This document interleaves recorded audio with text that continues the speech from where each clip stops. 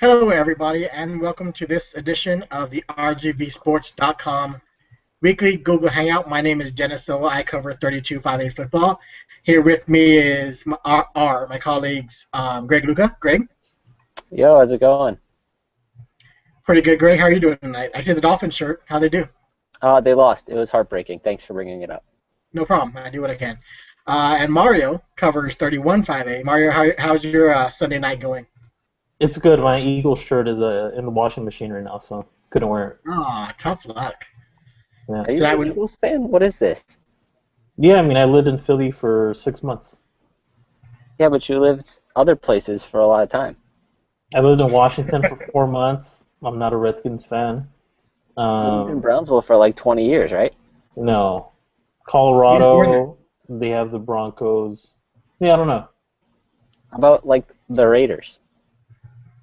I should, but I mean, I'm not old enough for that. They moved, and I never went to a Raiders game. I see. Interesting stuff. Yeah. It is. So, guys, we talked a little bit about last week already on the RGV podcast that we were taping earlier because Greg's going to Las Vegas this week for WAC Media Days. First of all, Greg, just give us an idea of what plans do you have in Vegas this week? I want to know exactly what Greg Luca is going to do in Las Vegas this week. You know, a lot of it depends on tomorrow. There has to be a lot of stats, a lot of notebooks, a lot of advance that gets done, and so that I think tomorrow's going to be a good day. I think we're going to get through a lot of it, and so then Vegas is going to be like, see a lot of casinos, hopefully, see the sights, so to say, the touristy stuff. Yeah. And then maybe if there's some time, find a poker game for a little while. I know I have like Monday night-ish late, then Tuesday during the day, and then Thursday before my flight leaves. So there's options. There's time there. So we'll see what I get into. Nothing sketchy though. Don't worry about that. Yeah, well, I'm not confident that you won't get into anything that's illegal. Greg, first of all, just let's talk about your poker game real quick. And we're getting way off base, but I have to let the audience know exactly how good are you and how did poker become like your game? I'm I'm probably a better poker player than writer. But I just gave it up a while ago. It was just something that it wasn't necessarily the most stable income. So I decided I wasn't going to pursue it professionally. But I still think I could have if I wanted to. I made a decent amount of money as a freshman in college, and I wasn't really even playing that much. And then I just started doing more work stuff at the paper, and that seemed more reliable. So that was where that went. But yeah, it's probably the thing I would be the best at, of all things. I see. So what you're saying is if anyone out there in the Rio Grande Valley, or should you be listening to this outside of our area, is willing to lose their money to you in a game of poker, you're up for it? Your game? If I could find a game in the valley, that would be nice. I don't know that there is any anywhere, but if they're out there, like, let me know. Hit me up. gluca@themonitor.com. They probably are, but it's illegal. Yeah, well, whatever. Just email me wherever. We'll figure it out. Yeah, I'm sure everything, all the activities in the valley are legal. So, we're gonna start with this week's game of the week. At Couch at Mercedes. Both teams are undefeated in the district. Anyone can stop me if they've heard this before. At Couch Mercedes, probably for the district title once again.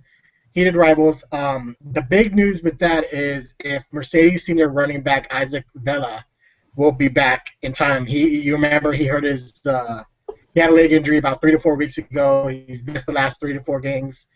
He had a second checkup last week. Everything appears good. I talked to Coach Roger Adame Jr. tonight. He said Vela has been cleared to practice, which is good news. And basically, I'll read you the exact text. He said, "We will evaluate throughout the week to see if he has progressed enough to play. So my odds are, assuming there are no setbacks, Vela will be there to play, which is huge for the Tigers. They need him desperately in that running game to kind of ball control, keep the tempo their way, and it's just big. The Eckhart Chelsea defense, if you're one-dimensional against them, they'll eat you alive, and the Tigers will need both their passing and running. So that's the big news I got tonight for Mercedes and Eckhart Chelsea. Game of the week for this week. And guys, we were actually talking about this earlier. Not that many good games this week as far as like really might come down to the wire, competitive, really good matchups. So, Mario, I'll start with you. For 31-5A, what are some of the best games maybe you're looking forward to, or Is this one of those weeks where just get by this week and then we can move on and try to get to some better games later on? I think this would be the best week to take some vacation time because I don't think I'll miss anything if I sit out. Valley View is at Edinburgh Villa on Thursday. Friday, Roma at Sherryland High. Sherryland Pioneer at Mission Vets. And, I mean, I expect all those to be blowouts. The one that has the closest shot of being somewhat close, I guess, is Mission Vets hosting Sherryland Pioneer.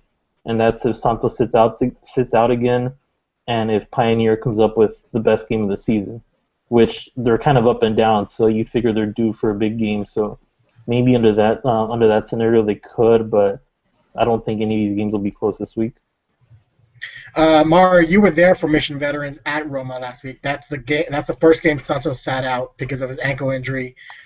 First of all, an update on Santos. What are the odds he actually plays this week against Pioneer? Coach Gilpin said that he doesn't have a timetable. Santos has kept saying that he wants to return next week in time for Pioneer. So that's where we are on that. He says that the swelling has gone down, and he was in a boot. He was in the boot the whole game watching from the sideline. So it's hard to tell. I mean, they haven't ruled him out for this week, which I guess is a good sign for them. So I wouldn't rush him. I don't think they need him against Pioneer. Frankly, they don't need him until the season finale in Week 11, 3 weeks from now, when they play Vela, which essentially could be for second place. So I would sit him out, but again, he's a senior, so I understand the sense of urgency to bring him back. Or for him to want to come back. Yeah. My second part to the Vela Mission Vets angle is Diego Hernandez. You saw him he's a sophomore, first of all, and his first start at quarterback for Mission Vets. But how does he look? Is he that much drastically different in terms of style of play from Santos, or just what did you take from his play that first night? He is an adult threat. He ran 3 times. I want to see he picked up maybe 5 yards. A little anxious, but I mean, I talked with Santos about that after the game, and he said he was the same way when he was a freshman and a sophomore. He wanted to make the big plays. That's much of how Diego was on Friday. He just kept on overpassing. It seemed like he wanted to throw these bombs and just put the game away early. Didn't happen for him until midway through the second quarter, and that's when he had 2 good drives. The second drive, that was only for two plays. He scored off 2 plays. So he seemed anxious. He was off the mark a little bit, but I mean, he finished completing 23 of 42 passes for 290 yards. So I mean, that's not a bad night. I mean, he threw a lot. So I mean, that's just over 50%. So it's not bad for a sophomore in his first start. Yeah, against a tough Roma defense as well. Also, so that's pretty good showing. Greg, going to your district, you cover the 6As, the Class 6A, 30 and 31 for us. What are your games that you're keeping an eye on for Week 8? Well, like Mario, it's kind of a down week here. For 31 6A, it's hard for them to not have a couple big games every week because there's 5 one-loss teams at this point who are all tied at the top of the standings. But the issue is that one of them is on bye, and the other 2 are playing the 2 winless teams. So the only game between the 2 teams who are figured to be playoff contenders is Edinburgh North at Weslaco. And that one will be pretty interesting, I think. Edinburgh North going with a sophomore at quarterback, somebody they tried last week after quarterback Martin Rodriguez wasn't getting it done. And so he's going to have to go up against the tough Weslaco defense. So it'll be interesting to see what he can get done there and if they can get the offense going and continue to be in playoff position. Or if Weslaco can continue to kind of rebound from a slow start. They've been looking better in recent weeks as they've sort of figured things out on the offensive line. So that's 31 6A. In 36A, the game that I'm watching is Palmview and Roma. I'm sorry, Roma, what the hell? Palmview and Rowe. McAllen Rowe, who figures to be the 3rd or 4th place team, and Palmview figures to be the other 3rd or 4th place team behind Mac High and McAllen Memorial. So coming into this season, it looked very clearly like the 3 McAllen schools were the top 3. And now at this point, it looks like Palmview has played a lot better than Rowe at this point in the season. So this is the real test to see if they really are the better team in that district, and if they do deserve to be in the top 3, and if they can pretty much solidify what would be a playoff spot. If they move to 3-0, and everybody else in that district already has 2 losses aside from McAllen and McAllen Memorial, then Palmview would be in a really good spot. So that's the one that I'm most closely watching this week in 36A. All right, going back to 3168, Greg, and we talked about this, I guess, a decent amount on the podcast. But Edinburgh North going to a sophomore now quarterback instead of Martin Rodriguez so late in the season, week 7. What is your opinion on this? What is your take on this? I mean, is this pretty much just let's do what we can this year and build for the future, or do they actually think this guy can maybe lead them on a deep run and into the playoffs, or what is your gauge on just what this move means for Edinburgh North? Well, I don't think that they look ahead to next year necessarily. With everybody having one loss, I think they really feel that the sophomore Christian Espinosa can actually make a difference this year and help them out. And he's played a little bit at times in some of these other games. Martin Rodriguez has had an ankle injury that's been bothering him going back to last year. So there's been times where Espinosa's come in, and I guess they've liked what they've seen, even though the numbers haven't necessarily been there, that they feel like he's the guy they can go with. I don't think that it's a rebuilding year for them by any means, because like I said, if it's not really possible, but if the season was already over after 3 games, they would be in the playoffs right now. They're at 2-1, and Westlaco's at 1-1. So they would still have one of those top 4 spots. There's 4 teams tied at 2-1, and I don't think there's any reason for them to look ahead to next year when this year is definitely make a run in the playoffs, just based on what I've seen and what I know about them. But a playoff spot is definitely realistic. So I don't see why they would necessarily do anything to hurt their chances this year and favor next year. They must just think this is the best way to go, and it'll be interesting to see.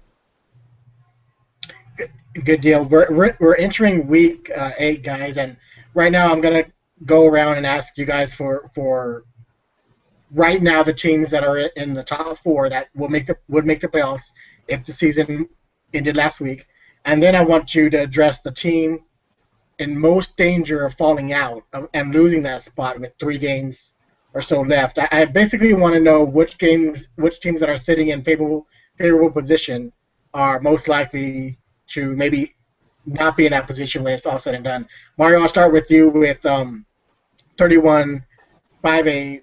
What teams right now are in position to make the playoffs as we speak, and what team do you think is could be capable of dropping out, or is this pretty much what it is at this point, and your 4 teams right now are set for the playoffs? Well, number 1 is set. Sherryland High is going to finish number 1. Right now, the battles for number 2 and 3 between Mission Vets and Edinburgh Villa, and number 4, you have that 2-way tie with Sherryland Pioneer and Roma. I think it was Roma, but I mean, there was the Rio Grande City's in the mix, but Rio Grande City really took a big blow this week by losing to Valley View. That's a game that I'm sure they had penciled in as a victory, one of those wins that that they're just banking on just to make the playoffs. I mean, they were hoping to probably sneak in on one of those teams that were fringe playoff teams, but just losing to Valley View, that's a big blow, and that's something that the other teams haven't done. I mean, the other teams have pretty much handled Valley View, so it comes down to Roma and Sherryland Pioneer, and I think it'll come down between either of those two. Wouldn't surprise me if they ended in a tie.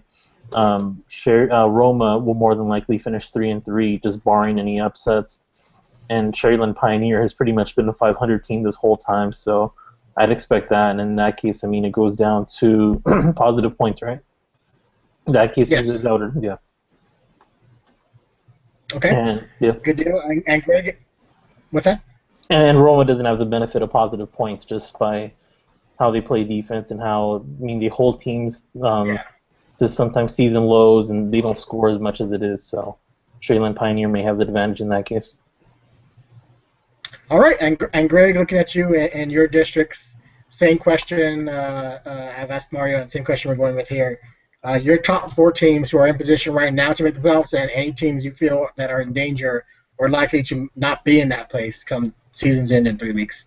Right. Well, let's start with 36A. You have the 3 undefeateds at the top, which is Memorial, Mac High, and La Jolla Palmview, who we just talked about. Then after that, you have Roe at 1 and 2, and I wish I could say I felt like Roe was in danger of falling out just because of how badly they've played recently. They've given up a lot of points, and they haven't had a lot of offense. They've been really struggling to find any kind of consistent answer at quarterback between Hector Vasquez and John Perez, and the whole offense and defense have been a real struggle for them the last couple of weeks. But I don't see a team at the bottom who is going to be able to make a challenge and catch them.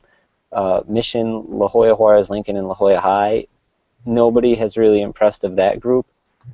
I give La Jolla the best shot of making a run just because they've lost 2 of the 3 unbeatens, and they still play these 3 other teams who maybe they're better than, and we just haven't seen it yet. But right now, it doesn't look like there's much of a threat to Roe being able to make it in, despite how much they've struggled. So, strangely, that district is already set, despite the fact that Roe is really struggling to this point.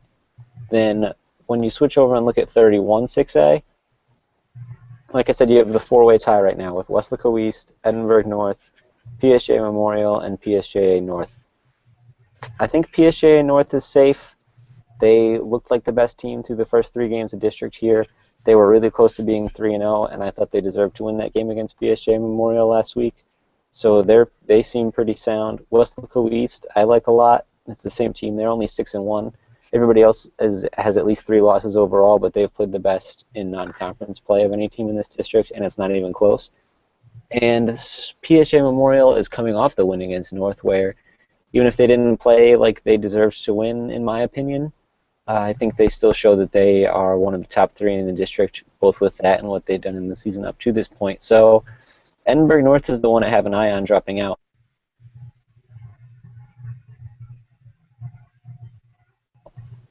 If I'm right on this game this week between those 2. So Weslaco's got a lot to play for there because they're going right up against the team that I think it could come down to those 2 for that 4th spot. So that game will definitely be interesting, but Edinburgh North is the one that I have my eye on dropping out for all the reasons we talked about before with the sophomore quarterback and everything. Okay, good deal. In 32-5A right now, Mercedes and Edcouch are both the top. They're H is 3-0 in district. PSG High is 2-1. PSG Southwest is 2-1, and then you have Donna that's 1-2. Edcouch and Mercedes, either way, they'll be 1-2. That game comes down. Who finishes 1 likely comes down to next week's game, week 8. Edcouch outside Mercedes, the winner of that one. PSG High will make the playoffs. I think what they found in offense has been almost a blessing for them as far as they looked like in shambles before, and then they go to Troy Flores at quarterback, and all their fortunes are turned around on offense, so that's good for them. Southwest is the one that I think if they're not careful, they can easily fall out, and Donna and them can swap. Southwest still has to play Edcouch and still has to play Mercedes. Donna still has to play Edcouch. So from that end, and already, but what works in Southwest's favor is they've already beaten Donna. They beat them 21-14 in each team district opener a couple of weeks ago. That may come down to be pretty big for both teams.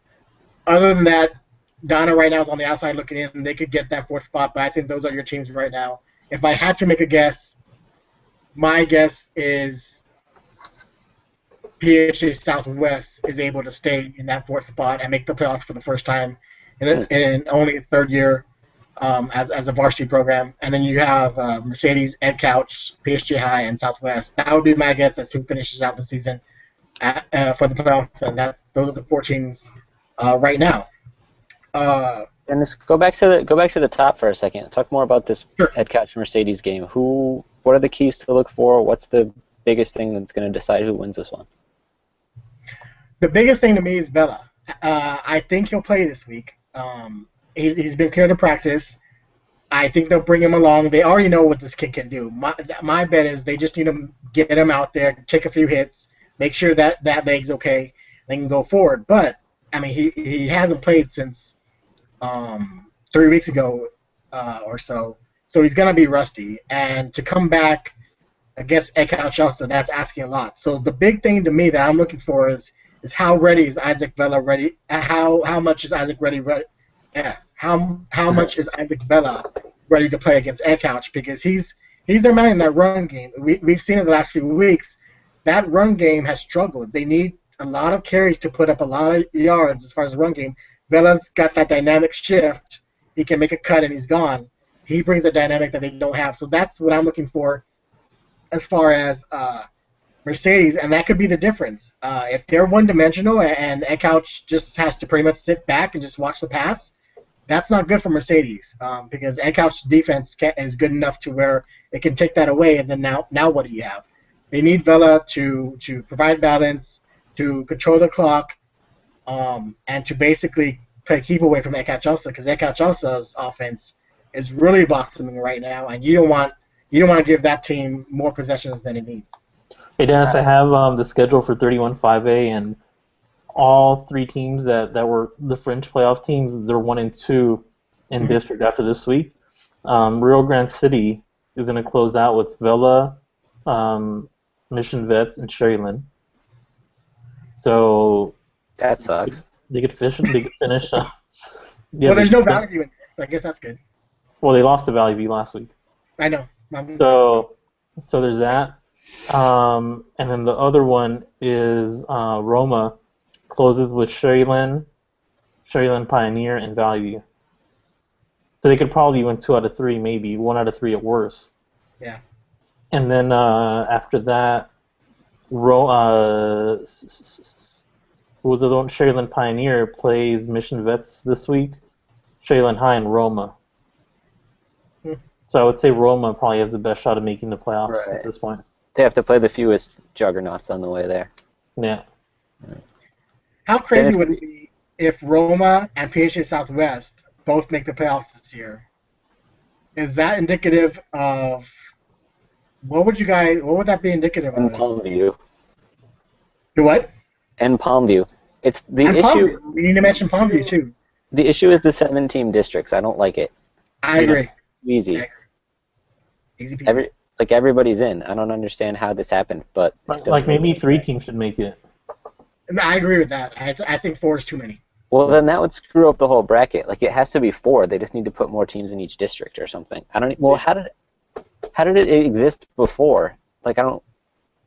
As somebody who wasn't here, how did they manage this? It was 3 for a while, but most of the time since I've been covering high school sports down here in Texas, I believe it's been 4. I don't think. I know small schools. It's 3. It was 3, and now it's like small schools. Just anyone can make the playoffs in a small school district now. That's kind of embarrassing. But I think, right, Mario? Am I wrong? Did you think? I mean, how long? I mean, you've been here. I guess the last 3 years. I don't know. 3 years. 2 years, Dennis. 2 years. Yeah. Seems like forever. Yeah. But I mean, just like District 32-5A last year, which is 32-6A now, they went from a 9-team district to 8 teams. 4 teams still make it. That district got stronger, arguably. But I mean, in 31-5A's case, I mean, I don't. Just with knowing how the fourth place team is barely going to get by with 500, it seems like too low of a standard for a playoff team. And I guess also, I mean, in the playoffs, but even then they fixed it to where big schools versus big schools, and no longer is it number 1 versus whoever the 4th is. It's basically number 1 versus the worst, the number 1 big team versus the worst big team in the other district. So even that's kooky. I was gonna say before I could have seen where at least you reward the other number 1 seed with a bye. Yeah, essentially, with almost like a bye, and you play the worst team of the other district. But it's not even like that anymore. They made it more fair, which is both good but also bad, because now you can pretty much sneak in, and it's favorable for you if it works out in your way. I mean, I don't know.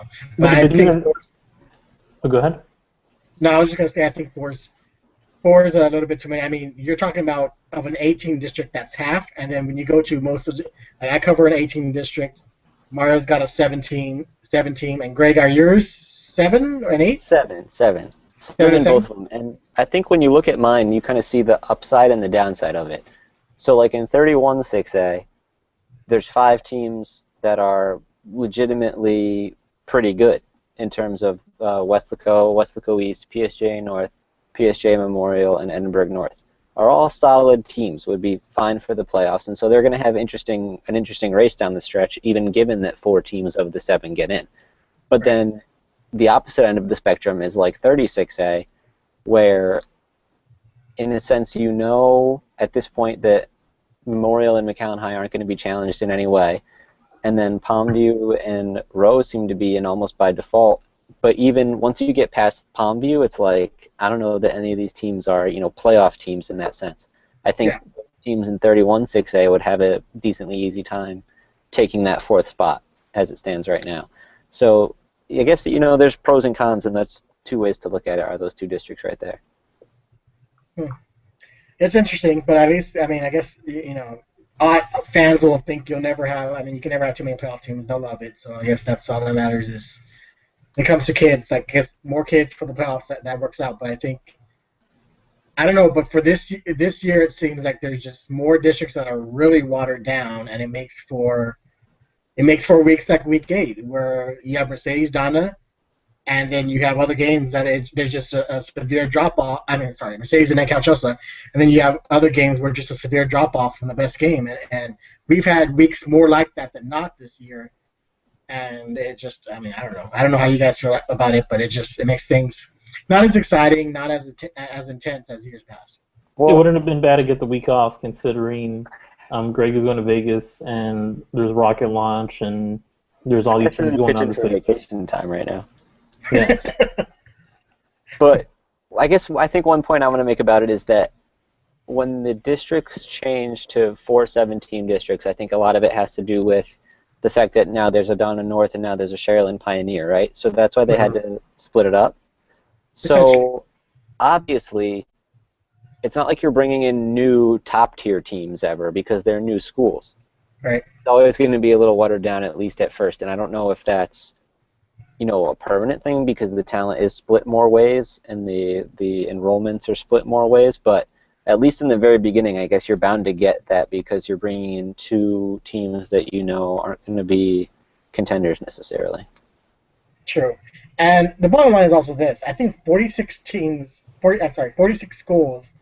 the Valley is just too much. Like, I mean, we cover 32, and we just cover from Starr County to, well, I'm missing out. Start from Starr County to. Well, this goes What? back to my half-baked idea that teams should be like part of a city.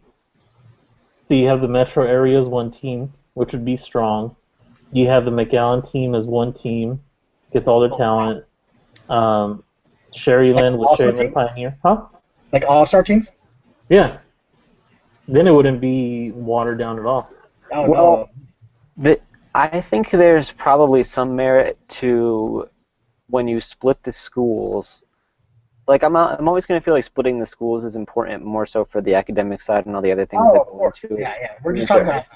But then the point that I was going to make on top of that is you could probably keep the athletics the same if you wanted to, in terms of still having the same, merged teams from kids from the 2 different schools or the 3 different schools or whatever it may be.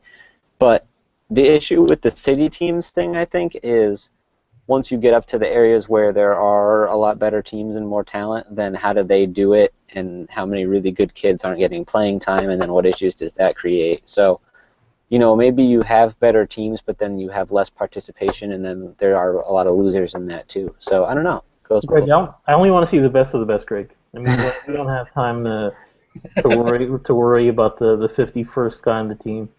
But here's the thing, too. I mean, when you think about it, this mostly just affects football. It doesn't affect other sports as much. It doesn't affect soccer. It doesn't affect basketball. Why not? Because you don't need as many people to participate. Right. Like Valley View doesn't have enough for a JV team. I mean, they're barely getting by.